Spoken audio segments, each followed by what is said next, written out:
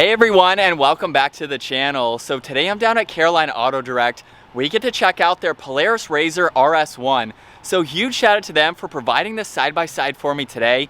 Make sure you guys check out their website. They're always getting in some awesome pre-owned inventory. That link is down below. The RS1 that you see behind me has a really cool graphics package for the exterior, and they have an MSRP right around $17,000. And to start off today's review, we're going to take a look at what powers this RZR. So this has a ProStar 1000 high output twin cylinder 4-stroke engine paired to a single speed automatic transmission. It pumps out 110 horsepower and 114 pound-feet of torque. That power can be sent to either just the rear wheels or all four wheels with the flip of a switch. This weighs in right around 1,300 pounds. It has a top speed of 93 miles an hour. I wasn't able to find a 0 to 60, but you can definitely do a lot of modifications to this RZR to get it to move pretty quickly. And it has a fuel capacity of 9.5 gallons. This also has a wheelbase of 83 inches. Its overall length is 112.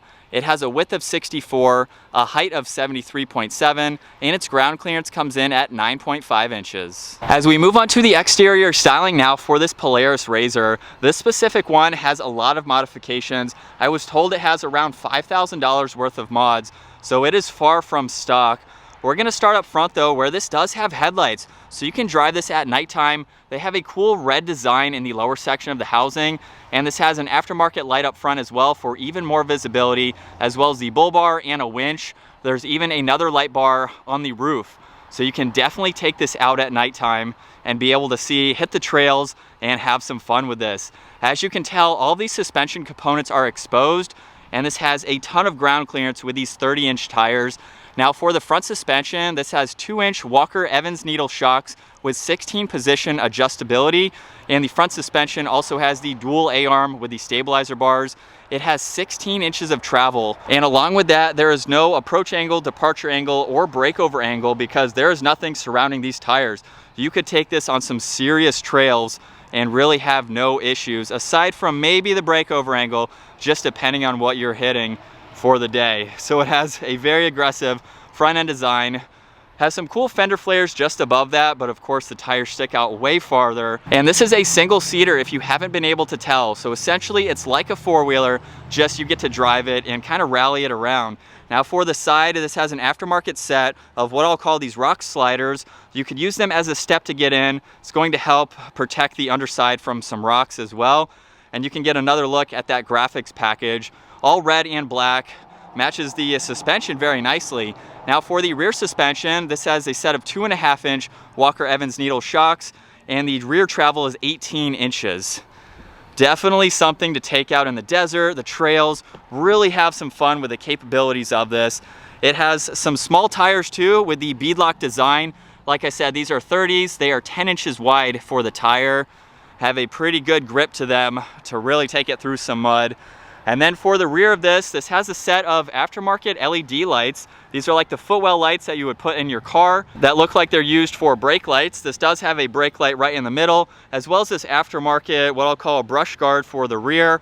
And you can get another look at the suspension from the back of this. Now, being a single seater, this does have a little bit of storage. This is around 50-pound capacity. You can place a cooler here if you're going out for the day, all of your equipment. And I found that it has around a 300-pound towing capacity. So you're not buying this to tow like some of the other side-by-side models, but it could tow a little bit. It has a hook down below, so you can place a small trailer if you're doing yard work or something with your Polaris RZR. So definitely a pretty cool exterior for this side-by-side. And that's pretty much it. Now we're gonna make our way to the interior. Now the doors are actually suicide style, so they open from the front back. The release is right on the inside. It's the silver button right down below, and then I can swing this door open. This one also has some storage pockets on the inside, as you can tell, bolted to the inside of the door, perfect for your phone or whatever items you may have, keys. There's even a cup holder right in the middle, which is very nice to have. The brake pedal actually has 2 different places to put it. So once we drive this, I'll show you why. I figured that out, very nice to have. Now in the state of North Carolina, you can actually make these street legal. I don't think this one is at the moment. I'm just going to be driving it around the parking lot, but it's pretty cool that you could take this out on the legal streets and drive it around if you'd like to. Now, once we are sitting in, there's only one way to get in and out as well. The door only opens on this left side. There's a little bit of a storage bin on this left side of the steering wheel. Not exactly sure what this remote is for. Maybe the radio or the lights, I believe. And then over on this right side, a little bit more storage space. This even has the high beams and the headlights. This is the volume for the radio control. This is how you can go between rear wheel drive and the all-wheel drive. So you can basically lock the front wheels as well. And then below that, we have the LED light bars. So that is both of those. Again, not sure what that remote is, but that is not stock from what I know. And then we have the gear selector. So I'm gonna go ahead, shut this door, just locks into place.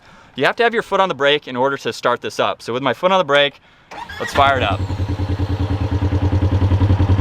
And for this gauge cluster, on the left side is the miles per hour. TAC is on the right side. There's a little bit of information in the middle, like fuel gauge, your miles per hour, what gear you're in, as well as if you have the rear locked or the front locked or the rear locked. Over on this one side, it can go between a few different modes. Looks like I can pull up some vitals. Nothing too crazy, but everything that you'd like to look at. If I click on mode, I can change the RPM there. We have the temperature, miles per hour, back to the RPM. So you really don't need much for this gauge cluster. Obviously, you're going to have a lot more fun with it than looking at the gauge cluster. This is the view out of the front. I think you can put an aftermarket windshield if you completely want to encase this. You can put some windows down the side too. And then with my foot on the brake, as I mentioned earlier, there's 2 brake pedals. So you can brake using your left foot. If you want to use your right foot like you would in your vehicle, you can. But if you're out on those trails and you want to 2-pedal it, pretty cool that it has that design. Now with this release for the shifter, you have to pull it pretty hard. Over on that left side, it'll show you what gear you're in. So I can go from drive, reverse, neutral. There's a low range and a high range gear too. So that is pretty much it for that. As we hop into this side-by-side now, you have no idea how much I want to take this off the pavement. For today's video, we are going around the parking lot, but I can still get kind of a good experience on how this is to drive. Hopefully you can hear me with the open experience that we have. I'm going to put it into the high gear since we're on the pavement, and I have a few runs that I can do with this. Well, this is already very, very cool. Hopefully you can hear me. Turning radius is pretty good. I'm gonna give it some gas here.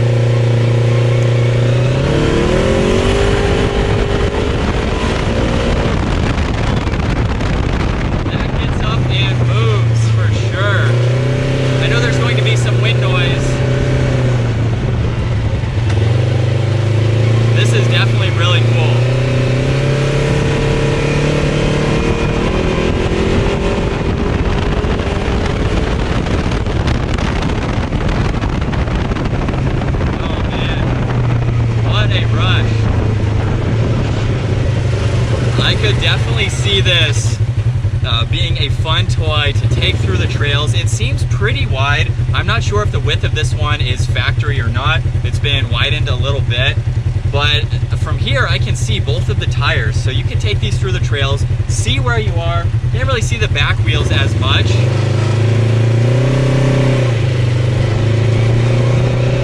All right, here we go.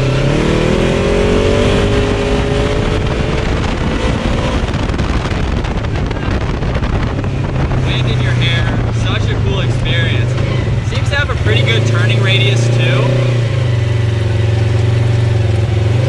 So you can maneuver well in the trails.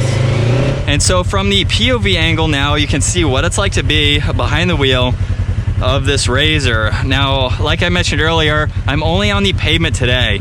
I have seriously been considering buying one of these. I would probably go with the 2-seater. If I went with a 1-seater, I'd have to get 2. So I may just get one with 2 seats. But nonetheless, a 1-seater seems pretty cool. Maybe you'll be able to hear me a little bit better. I can duck under what windshield we have. But it's really just a open experience that you get with this vehicle. Now, we'll give it a little bit of gas in the parking lot for what I can do.